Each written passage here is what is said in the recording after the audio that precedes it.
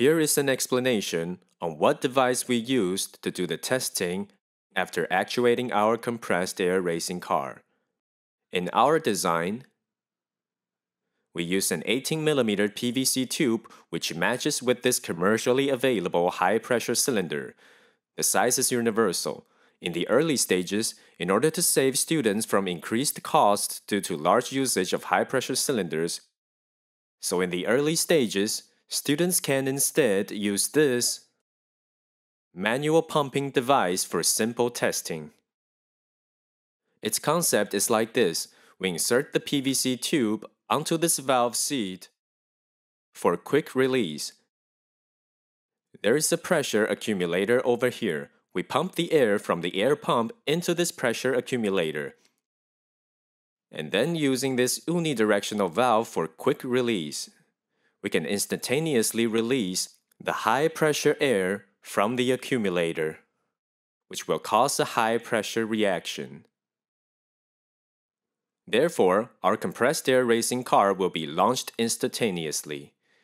Using this method, everyone can perform testing as much as possible in the early stages, so there won't be a need for the high-pressure cylinder.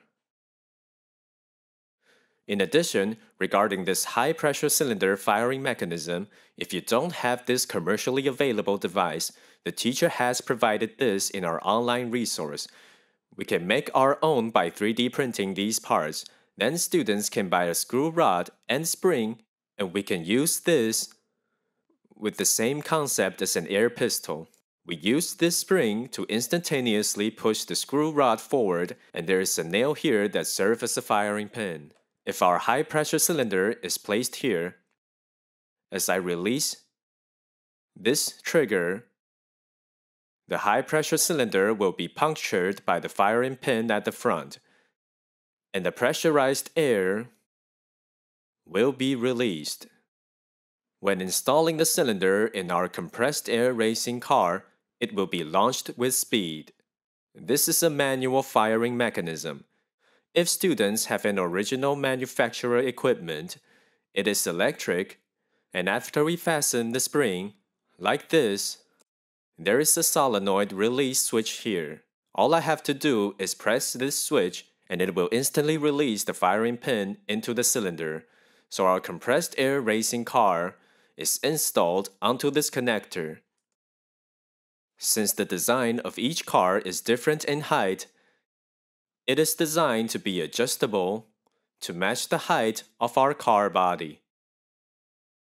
After adjusting to the appropriate height, we fixed it tightly, so each student can design their compressed air racing cars with different high-pressure cylinder heights.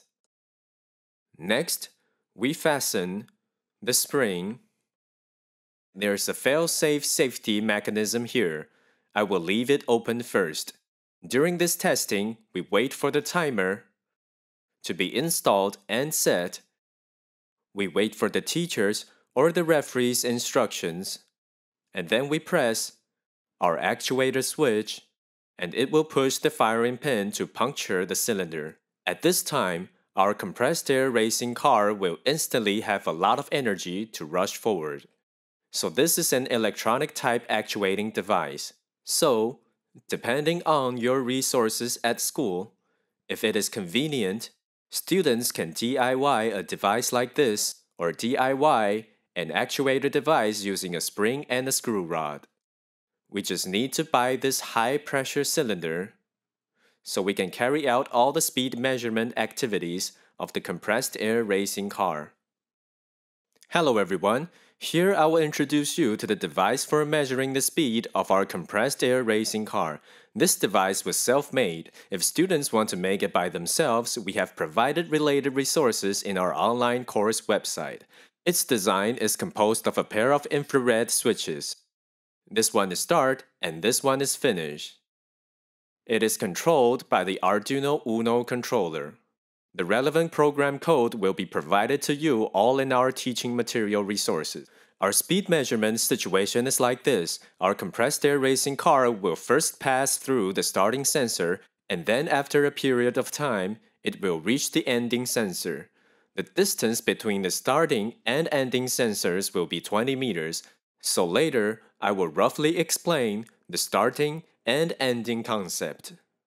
When testing, students must allow our cable to pass through our guiding groove to ensure that our compressed air racing car will pass through our infrared switches. At the beginning, when the high-pressure cylinder is launched, it will first pass through our first infrared switch, as you can see on the screen. And then after 20 meters, it will pass through the second infrared switch. Here we can display the time recorded to travel these 20 meters on this screen, so students can know how fast their own compressed air racing car is. Under normal circumstances, when using the high-pressure cylinder, it takes more than a second to travel these 20 meters. Therefore, students must use such an accurate testing instrument when measuring the speed so that they can accurately know how fast their speed is.